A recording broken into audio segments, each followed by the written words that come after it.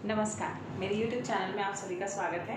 और आज मैं सीटेट के लिए चाइल्ड डेवलपमेंट की नेक्स्ट क्लास के साथ आई हूँ। लास्ट क्लास में मैंने आपके साथ ग्रोथ एंड डेवलपमेंट के लिए डिस्कस किया था और आज मैं उसके थोड़ा सा आगे लास्ट क्लास में मैं फिर से बता दे रही हूँ कि मैंने ग्रोथ एंड डेवलपमेंट में क्या कंपैरिजन है, क्या इन दोनों में चेंजेस है, ग्रोथ क्या है और आपका डेवलपमेंट क्या है, इसके बारे में डिस्कस किया था। क्योंकि हमारे यहाँ एक ना एक क्वेश्चन फिक्स है जो ग्रोथ एंड डेवलपमेंट में से आता है। आज हम लोग जो टॉपिक बात कर रहे हैं वो ग्रोथ एंड डेवलपमेंट ही है, बट उसके आगे के बारे में मैं आपको एक्सप्लेन कर रही हूँ।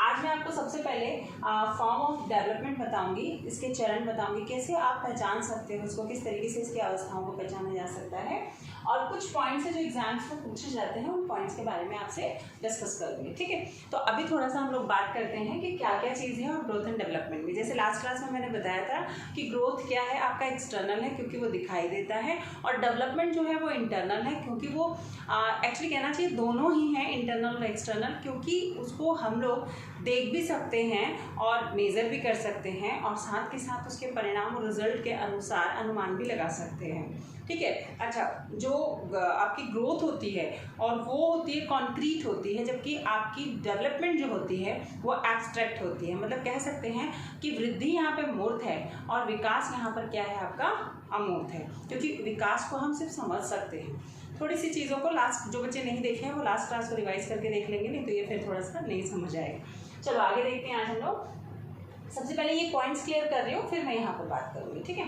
तो यहाँ पे वृद्धि के बिना विकास संभव नहीं है।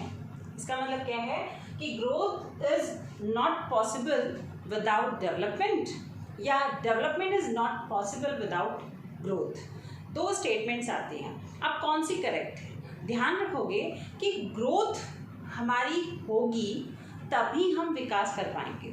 एग्जाम्पल, छोटा सा बच्चा, क्या कभी आप देख सकते हो कि वो प्रॉपर 2 साल का बच्चा एकदम शुद्ध रूप में पढ़ सकता है, उच्चारण कर सकता है? क्या डांस कर सकता है? क्या वो पूरी बॉडी मूवमेंट का इस्तेमाल कर सकता है? क्या 2 साल का बच्चा दौड़ सकता है? नहीं। इसका मतलब उसकी वृद्धि के अनुसार ही उसका विकास संभव होता है। उसी तरीके से हम लोग बहुत सारे एग्जाम्पल्स ले सकते हैं कि जब तक बच्चा संभव नहीं होगा, उसका पूरा मेच्योरिटी नहीं होगी, विकास नहीं होगा, ग्रोथ नहीं होगा, तब तक वो विकास नहीं कर सकता। तो यहाँ पॉइंट बिल्कुल क्लियर है कि जब बच्चे का शारीरिक विकास होगा, चाहे वो इंटरनल हो चाहे वो एक्सटर्नल हो, जब तक उसके शारीरिक विकास नहीं होगा, मतलब ग्रोथ नहीं होगा, जब तक वो विकास नहीं कर सकता, ना ही मेंटली, ना ही सोशल और ना ही इंटेलेक्चुअल।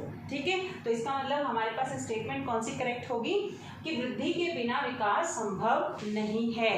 तो development is not possible without growth. ठीक है, तो जहाँ विकास है वहाँ वृद्धि होगी। मगर आप लोग के दिमाग में आएगा, कई ऐसे बच्चे हैं जिनके शरीर का विकास नहीं हुआ है, जिनकी हाइट नहीं बढ़ी है, या फिर उनके बोल नहीं पा रहे हैं, या फिर दिखाई नहीं दे रहा है, या शरीर के अंग का ग्रोथ नहीं हुआ है, फिर भी वो कार्य करने की क्षमता के काबिल है। पर बेटा ये सबके साथ नहीं है। कुछ परसेंटेज लोग हैं जिनके साथ ऐसा होता है, जिनका हाथ नहीं है फिर भी वो लिख ले रहा है, जिसके पैर नहीं है फिर भी वो दौड़ ले रहा है, माउंट एवरेस्ट पे चढ़ जा रहा है। जैसे तुम जानते भी होगे, एक महिला है जिन्होंने चढ़ी थी। तो इसका मतलब क्या है कि ये एक्सेप्शनल केसेस है बेटा। ये मोटिवेटेड वुमेन्स होती हैं या मैन होते हैं जो मोटिवेट होकर इस कार्य को करने लग जाते हैं, पर सबके साथ ऐसा नहीं होता। तो हम एजुकेशन सिस्टम में हम ओवरऑल लेकर चलेंगे, हम लोग ज़्यादातर जिसकी परसेंटेज होती है उसी को ही हम मान्यता प्राप्त करेंगे। ठीक है, तो यहाँ वृद्धि के बिना संभव नहीं है, क्या विकास संभव नहीं है। सेकेंड पॉइंट है, वृद्धि और विकास एक दूसरे के पूरक हैं। Growth and development complement to each other. इसका मतलब क्या है कि एक दूसरे को ये दोनों कॉम्प्लीमेंट करते हैं, पूरक हैं एक दूसरे के। जहाँ वृद्धि है वहाँ विकास होगा, और जहाँ विकास है वहाँ वृद्धि होगा। इसका मतलब अगर इन दोनों में से एक भी चीज़ को हटा दो, just like a 2 part of coin, सिक्के के अगर 2 में से एक पहलू हटा देंगे तो उसकी वैल्यू खत्म हो जाती है। उसी तरीके से ग्रोथ एंड डेवलपमेंट, इसका मतलब वंशानुक्रम और इन्वायरमेंट दोनों इंपॉर्टेंट है। नेचर और नर्चर का ये जो कंट्राडिक्शन कॉन्सेप्ट है वो कभी भी खत्म नहीं होगा, क्योंकि दोनों ही महत्वपूर्ण है, दोनों ही एक दूसरे के लिए ज़रूरी है। ठीक है, ये पॉइंट्स आप ध्यान रखिएगा क्योंकि एग्जाम्स में इन्हीं पॉइंट्स पे क्वेश्चंस बनकर आते हैं। वृद्धि के साथ सदैव विकास हो भी सकता है और नहीं भी। ये ज़रूरी नहीं है कि हमेशा ग्रोथ जहाँ होगी वहाँ डेवलपमेंट हो, हो भी सकती हैं और नहीं भी। जैसे कि किसी का शरीर बहुत ज़्यादा विकसित हो चुका है, अच्छी तरीके से बिल्ड हो चुका है, पर ज़रूरी थोड़ी है कि उसका दिमाग भी बिल्ड हो जाए। मैं सक्षम हूँ, मैं योग्य हूँ, मेरी आयु 15 साल की है, पर ज़रूरी थोड़ी है कि मैं उस 15 साल के आयु के आधार पर सारा कार्य करूँ। इसका मतलब क्या है कि कई बार हमारी ग्रोथ तो हो जाती है पर हम उस कार्य को करने के लायक नहीं होते। बहुत सारे ऐसे लोग हैं जो कि 50 साल के हैं, 40 साल के हैं, फिर भी वो ऐसे काम नहीं कर पा रहे हैं जो एक 20 साल का बच्चा कर ले रहा है। गाड़ी ड्राइव नहीं कर पाते कई लोग और बहुत सारे काम है, कंप्यूटर नहीं चला पाते हैं, या कोई भी ऐसी चीज़ें जो दूसरा उस उम्र का कर ले रहा है पर उसी उम्र का दूसरा व्यक्ति नहीं कर पा रहा है। इसका मतलब क्या है कि वृद्धि के साथ सदैव विकास हो ज़रूरी नहीं, हो भी सकती है और नहीं भी। ऑलमोस्ट देखा जाए तो जहाँ वृद्धि होती है वहाँ विकास भी होने की ज़्यादा संभावना होती है। ठीक है, नेक्स्ट है, तो यहाँ पे कॉन्सेप्ट ध्यान रखोगे कि वृद्धि के साथ, ग्रोथ के साथ डेवलपमेंट हो भी सकती है और नहीं भी। नेक्स्ट है, वृद्धि में विकास निहित नहीं होता। इसका मतलब जहाँ ग्रोथ हो रही है, मेरा शरीर ग्रोथ कर रहा है, मैं बोल पा रही हूँ, मैं चल पा रही हूँ, मैं लिख पा रही हूँ, मैं टहल पा रही हूँ, मूवमेंट ले पा रही हूँ, ये मेरे शरीर की क्रियाएं हैं, मेरी फाइन मोटर्स और ग्रॉस मोटर की एक्टिविटीज़ हैं। बट क्या कह रहा है, देखो ध्यान से, कि वृद्धि में विकास निहित नहीं है। इसका मतलब वृद्धि तो मैं कर रही हूँ बट ये विकास इसमें निहित हो या ना हो ये श्योरिटी नहीं होती है। इसका मतलब जहाँ वृद्धि हो रही है वहाँ विकास होगा ही नहीं, बिल्कुल भी नहीं। बट हाँ, नेक्स्ट स्टेटमेंट पढ़ो, जहाँ विकास होगा वहाँ वृद्धि जरूर होगी। बच्चा अगर दौड़ पा रहा है तो उसके पैरों की वृद्धि हुई है, बच्चा अगर लिख पा रहा है तो उसके हाथों के मसल्स की वृद्धि हुई है, बच्चा बोल पा रहा है तो उसकी जीवा की वृद्धि हुई है, बच्चा अपने मस्तिष्क का प्रयोग कर पा रहा है तो इंटरनल प्रोसेस में वृद्धि हुई है। इसका मतलब क्या है कि जहाँ विकास है वहाँ वृद्धि होगी ही, बट जहाँ वृद्धि है वहाँ विकास हो या ना हो वो संभव नहीं है। ध्यान रखोगे, सारे स्टेटमेंट आपके एग्जाम्स में पूछे गए हैं, इसलिए मैंने आपको ये पॉइंट वाइज लिख दिया है ताकि आपको ध्यान रहे कि इन पर आपको, क्योंकि इनमें बहुत ज़्यादा कंट्राडिक्शन है। तो वातावरण और वंशानुक्रम का मतभेद माना जाता है। वंशानुक्रम हम वृद्धि को मानते हैं और वातावरण हम किसको मानेंगे, विकास को। ठीक है, and then last point Skinner ने कहा है, ये भी क्वेश्चन आया हुआ है कि development is a continuous process. ये स्किनर ने कहा है, ये एक क्रमिक प्रक्रिया है, ये एक सतत प्रक्रिया है, ये कभी भी अंत होने वाली प्रक्रिया नहीं है। इसका मतलब ग्रोथ और डेवलपमेंट, इन दोनों में से किसकी बात कर रही हूँ मैं, डेवलपमेंट की बात कर रही हूँ। ग्रोथ एक समय सीमा तक समाप्त हो जाती है। मैं 15 या 18 साल के बाद मेरी हाइट नहीं बढ़ेगी, या फिर मैं हमेशा जो है लर्निंग तो करूँगी, विकास तो हो रहा है मेरा, सीख तो रही हूँ मैं, बट मेरा वृद्धि नहीं हो रहा है, मेरा हाथ अब बढ़ता नहीं जाएगा। इसका मतलब क्या है, शरीर के जो विकास है वो एक समय सीमा तक होती है, बट डेवलपमेंट हमेशा लाइफ टाइम तक होते रहेगा। हम मृत्यु की सैया तक लेटे लेटे भी सीखते रहते हैं। इसका मतलब क्या है कि अंत तक सीखने की प्रक्रिया समाप्त नहीं होगी, अर्थात विकास समाप्त नहीं होगा। अब मैं आपको पढ़ा रही हूँ फॉर्म ऑफ डेवलपमेंट। अब कैसे पहचानोगे कि विकास हो रहा है। देखो, विकास पॉजिटिव भी हो सकता है और नेगेटिव भी हो सकता है। जैसे अधिगम सकारात्मक भी हो सकता है और नकारात्मक भी हो सकता है। हम ये नहीं कह सकते कि हमेशा विकास सकारात्मक ही हो, पर एक शिक्षक क्यों पढ़ रहा है और क्यों पढ़ा रहा है, इसलिए ताकि जो भी मैं परिवर्तन करूं उसके व्यवहार में वो सकारात्मक कर सकूं। इसका मतलब जो ग्रोथ हो रही है वो भी सकारात्मक हो और जो विकास कर रही हूँ वो भी सकारात्मक हो। तो यहाँ पर मैं देखूंगी कि बच्चों के ग्रोथ एंड डेवलपमेंट में किन किन तरीके से हम लोग उन परिवर्तनों को देख सकते हैं। पहला है चेंज इन साइज।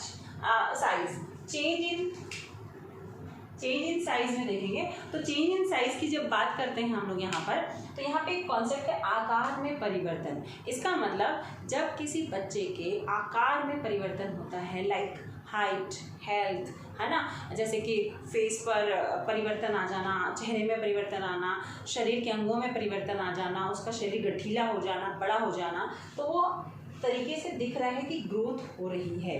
इसका मतलब शरीर के अंगों में परिवर्तन आने के कारण या शरीर की जो आकार और आकृति है उसमें परिवर्तन आने के कारण हम देख सकते हैं कि इसकी वृद्धि हुई है। अब 2 साल के बच्चे को आप कंटिन्यू देखोगे तो पता नहीं चलेगा, पर सडनली 1 साल बाद 6 महीने बाद देखते हो तो अरे बच्चा बड़ा हो गया है। इसका मतलब क्या है कि आप बच्चे के आकार के आधार पर, आकृति के आधार पर बोल रहे हो कि बच्चे का ग्रोथ हुआ है। इसका मतलब क्या कहोगे आप, आकार में परिवर्तन आने पर वृद्धि दिखाई देती है। नेक्स्ट है चेंज इन रेशियो। इसका मतलब अनुपात। अनुपात का मतलब क्या होता है कि ये जो परिवर्तन होते हैं वो रेशियो में होते हैं। जैसे कि मीन्स आपको पता होगा कि धड़ और शर जो रेशियो होता है, उसी तरीके से हमारे कार्य करने का, हमारी क्षमता का, हमारे शारीरिक अंगों का एक अनुपात होता है। इसका मतलब हम अनुपात के आधार पर, रेशियो के आधार पर अपनी वृद्धि और विकास करते हैं। हम किसी भी कार्य को अचानक परिवर्तन के रूप में नहीं कर सकते। तो यहाँ ध्यान रखोगे कि अनुपात में परिवर्तन होना किसी भी प्रकार के शरीर के कार्य करने की क्षमता के आधार पर उसका अनुपात निकाला जाता है। Disappear in old thing. जब हम कोई भी चीज़ ग्रोथ या डेवलपमेंट करते हैं तो हमारी पुरानी चीज़ें जो हैं वो गायब हो जाती हैं और नई चीज़ें आ जाती हैं। जैसे कि पुराने दांतों का झड़ जाना, दूध के दांत झड़ जाते हैं तो नए दांत आ गए। उसी तरीके से बहुत सारी चीज़ें हैं, जैसे कि तुतलाना बोलने के बाद हम सीख गए बोलना, दौड़ना या गुडलिया चलने के बाद हम चलना सीख गए, दौड़ना सीख गए। हमें लिखना नहीं आता था, हम लिखना सीख गए। हम बोलना नहीं आता था, हमें बोलना सीख गए। तो शरीर के अंग हो या वृद्धि हो या विकास हो, पुरानी चीज़ों में क्या होता है, वो चीज़ डिसअपियर हो जाती है, वो चीज़ें खत्म हो जाती हैं। एंड नेक्स्ट है एक्विजिशन ऑफ न्यू थिंग्स। नए चिन्हों का उदय होना। नए चिन्ह क्या, जैसे कि बच्चे का पहले तो बोल नहीं पाता था, अब बोल ले रहा है। पहले तो लिख नहीं पाता था, अब लिख ले रहा है। पहले कैलकुलेशन नहीं कर पाता था, अब कैलकुलेशन भी कर ले रहा है। पहले इसके दांत नहीं थे, अब दांत आ गए हैं, है ना। या सर पे बाल नहीं थे तो बाल आ गए हैं, किसी भी प्रकार का। या पहले बहुत मोटा था तो अब पतला हो गया है, या पतला था तो मोटा हो गया है। कोई भी ऐसी चीज़ जो नए चिन्हों का उदय कर रहा है। इसका मतलब हम सिंपल वे में कह सकते हैं कि ग्रोथ एंड डेवलपमेंट को हम इन 4 चीज़ों के आधार पर जांच सकते हैं। या तो किसी के आकार में परिवर्तन आ जाए, या फिर अनुपात में परिवर्तन आ जाए कि पहले तो ये इतना कार्य करता था, या इतनी क्षमता थी, इतनी योग्यता थी, इतनी एबिलिटी थी और अब बहुत अच्छी है। या फिर पुराने चिन्ह उसके डिसअपियर हो जाए, जो पहले था उसमें परिवर्तन आ जाए और नई चीज़ों का उदय हो जाए। इसके साथ साथ एक चीज़ और बता देती हूँ मैं। अगर हम लोग बात करें ग्रोथ एंड डेवलपमेंट में, तो एक क्वेश्चन पूछा गया था कि अगर मैं आपसे पूछूं कि बाल्यावस्था में कौन तीव्र गति में होता है और कौन स्लो होता है। मान लो मैं 2 अवस्था लिखती हूँ, एक स्टार्टिंग और एक मिड। एंड तो नहीं बोलूँगी बट मिड बोलती हूँ, ठीक है। तो ये 2 अवस्थाएं हैं, मैं दोनों को आपको समझाती हूँ। या इसको हम एक छोटा कर लेते हैं और एक इसको हम बड़ा कर लेते हैं। अब मेरा प्रश्न ये है, पहले नंबर पे ये है, दूसरे नंबर पे ये है। इसको मान लो मैं ग्रोथ मानती हूँ और इसको मान लो मैं डेवलपमेंट मानती हूँ। यहाँ पे ये ग्रोथ है, यहाँ डेवलपमेंट। अब मैं आपसे पूछूंगी कि स्टार्टिंग पीरियड में विच वन इज ट्रूथ, कौन सा सही है। इट मीन्स ज़्यादा बाल्यावस्था में ग्रोथ ज़्यादा होती है या फिर डेवलपमेंट ज़्यादा होती है, या फिर मैं ये कहूँ कि डेवलपमेंट ज़्यादा होती है और ग्रोथ नहीं होती है। तो ध्यान रखोगे, इस चीज़ को दिमाग में बैठा के रखोगे कि बाल्यावस्था में जब बच्चे की शुरुआती तौर होती है, बाल्यावस्था क्या शैशवावस्था की भी बात कर रही हूँ मैं, स्टार्टिंग पीरियड जो भी है, इन्फेंसी स्टेज से शुरू हो जाओ, शैशवावस्था हो जाओ आपका, है ना। और उसके बाद बाल्यावस्था, चाइल्डहुड की बात करें तो चाइल्डहुड में क्या होता है, हमारे पास ग्रोथ जो होती है सबसे ज़्यादा होती है कंपैरिजन विद डेवलपमेंट, ठीक है। तो यहाँ पे ग्रोथ क्या होगी, ज़्यादा होगी, और डेवलपमेंट क्या होगा, लेस देन ग्रोथ। बट अगर हम बात करें किसकी, हम बात कर लो एडल्टहुड की बात कर लेते हैं। तो एडल्ट में क्या होता है, एडल्ट में ग्रोथ जो होती है वो कम होती है और डेवलपमेंट जो होता है ज़्यादा होता है। एग्जाम्पल, जब छोटा सा बच्चा देखोगे तो आप देखोगे 5 साल के अंदर, पहले वो छोटा सा 6 महीने का था, फिर उसके बाद साल भर का हुआ, 1 साल का हुआ, 1.5 साल का हुआ, 6 महीने का। तो आप देख रहे हो 6-6 महीने में उसमें चेंजेस आ रहा है, परिवर्तन आते जा रहा है। इसका मतलब आपको ग्रोथ दिखाई दे रही है, छोटा था बड़ा हो गया, हाइटेड हो गया, मोटा हो गया, इसके फेस का शेप चेंज हो गया, है ना। बट डेवलपमेंट वहाँ नहीं दिखाई दे रहा है, क्योंकि वो 1 साल तक कुछ बोलता ही नहीं है। धीरे धीरे धीरे 1-1, 2-2 वर्ड से 2 साल में बोलना सीखेगा, फिर वो 2, 2.5, 3 साल में चलना सीखेगा, फिर 4-5 साल में दौड़ना सीखेगा, फिर 6 साल में पेन पेंसिल पकड़कर अच्छे से लिखना सीखेगा। बहुत स्लो प्रोसेस है। तो ग्रोथ तो फटाफट फटाफट, हाइट हेल्थ सब बढ़ती जा रही है, बट जब डेवलपमेंट सीखने की बात कर रहे हैं तो वो बहुत स्लो सीख रहा है। धीरे धीरे नहाना, खाना, जो भी उसका नेचुरल वर्क है, वो भी सारी चीज़ें क्या है, डिले चल रही हैं। बट जैसे ही आप देखोगे कि चाइल्डहुड से क्रॉस करके वो जैसे ही एडल्टहुड में आता है, या फिर हम लोग बोल सकते हैं टीनेज में एंटर करता है, तो आप क्या देखोगे इसमें कि बच्चे के अंदर जो है ग्रोथ तो क्या हो गई, कम हो गई, और डेवलपमेंट तेज हो गया। अब उसकी लर्निंग, अब वो किसी चीज़ को 1 घंटे में रट लेता है। पहले छोटा बच्चा एक स्टोरी को पढ़ने में 4-5 दिन लगाता था, और अब वही बच्चा 11th-12th में एक ही दिन में वो पूरी स्टोरी पढ़ ले रहे हैं। पहले उस एक पेज को लिखने में उसको 4 घंटा लगता था, अब वो 10 पेज 4 घंटे में क्या 10-20 पेज लिख ले रहा है। इसका मतलब क्या है कि जब हम लोग डेवलपमेंट हो जाती है हमारी अच्छी तरीके से, ग्रोथ हो जाती है, तो ग्रोथ होने के बाद हमारा स्पीड किस में हो जाता है, डेवलपमेंट में। तो स्टार्टिंग पीरियड में ग्रोथ तेज होती है, डेवलपमेंट स्लो होता है। जबकि एडल्टहुड के बाद, टीनेज के बाद बात करें तो हमारे पास क्या हो जाएगा, ग्रोथ कम हो जाएगी और डेवलपमेंट ज़्यादा हो जाएगा। तो लर्निंग प्रोसेस के लिए हमें ये दोनों चीज़ें जानना चाहिए। जब हम बच्चे के विकास की बात करते हैं तो बच्चा जो है, अगर हम बात करते हैं तो एक एक्सटर्नल पॉइंट होता है और एक इंटरनल पॉइंट होता है। ये बच्चा है थोड़ा सा, ठीक है, मान लो ये बच्चा है। अब यहाँ पे ये जो बच्चा है ये किससे रिलेटेड हो रहा है, ये इन्वायरमेंट से रिलेटेड हो रहा है बेटा, ठीक है। और ये जो है ये किससे रिलेटेड हो रहा है, ये हेरिडिटी से रिलेटेड हो रहा है। पर ये हेरिडिटी है क्या, ये हेरिडिटी किसको प्रेजेंट कर रहा है, ग्रोथ को प्रेजेंट कर रहा है, और इन्वायरमेंट किसको प्रेजेंट कर रहा है, डेवलपमेंट को प्रेजेंट कर रहा है। इसका मतलब क्या है, ये दोनों मिलकर क्या कर रहे हैं, बच्चे का विकास कर रहे हैं, और ना उसको एक मैच्योर बना रहे हैं, मैच्योरिटी ला रहे हैं। अब ये दोनों जो परिवर्तन है, ये दोनों जो चेंजेस हैं, वो पॉजिटिव भी हो सकते हैं और नेगेटिव भी हो सकते हैं। पर टीचर की रिस्पॉन्सिबिलिटी है कि वो नेगेटिव चीज़ों को भी किसमें कन्वर्ट कर दे, पॉजिटिव चीज़ों में भी। वो ग्रोथ कर रहा है तो आप करिकुलम जो बनाते हैं, हम लोग करिकुलम के अंदर हम क्या करते हैं कि करिकुलम को 2 भागों में बांटते हैं। अब करिकुलम को 2 भागों में बांटने का मतलब क्या है कि एक तो जिसको हम लोग शैक्षिक बोलते हैं और दूसरे को सह शैक्षिक बोलते हैं, जिसको स्कॉलेस्टिक और को स्कॉलेस्टिक के नाम से जानते हैं। अब ध्यान से देखोगे तो ग्रोथ एंड डेवलपमेंट आपको यही दिखाई दे देगा।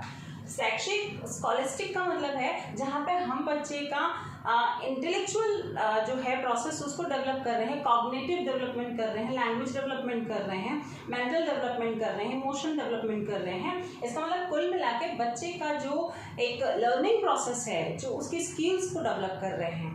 बट सह शैक्षिक में हम फिजिकल डेवलपमेंट करते हैं, सोशल डेवलपमेंट करते हैं। तो यहाँ पे क्या हो जाएगा, यहाँ डेवलपमेंट हो जाएगा और यहाँ क्या हो जाएगा, ग्रोथ हो जाएगी, क्योंकि यहाँ पे फिजिकल डेवलपमेंट आ रहा है, games, sports, scout, dancing, singing, जो भी आप करवा रहे हो, जो फिजिकल है, मोटर डेवलपमेंट के लिए है, गामक विकास के लिए है, वो आपका सह शैक्षिक में आ जाएगा। और शैक्षिक क्या हो जाएगा, आपके इंटेलेक्चुअल। इसका मतलब कुल मिलाकर हम जब ग्रोथ एंड डेवलपमेंट की बात करते हैं तो हमारे पास सर से लेकर पैर तक सारे एस्पेक्ट्स होते हैं, जिनको पक्ष होते हैं, जिनको हमें विकास करना होता है, ठीक है। तो नेक्स्ट क्लास में मैं आपको, हम इसके पूरे ऑल एस्पेक्ट्स के बारे में पढ़ेंगे कि ग्रोथ एंड डेवलपमेंट के लिए कौन कौन से एस्पेक्ट्स की जरूरत होती है और किस तरीके से ये सभी पक्षों का विकास करता है। शारीरिक कैसे विकास करेगा, मेंटल कैसे करेगा, इंटेलेक्चुअल कैसे करेगा, इमोशन कैसे करेगा, मोरल या सोशल, सभी प्रकार के विकास को कैसे करता है। उम्मीद करती हूँ आपको क्लास समझ आ रही होगी। कुछ बच्चों ने ब्लूम टैक्सोनॉमी की डिमांड की है, तो आप डोंट वरी,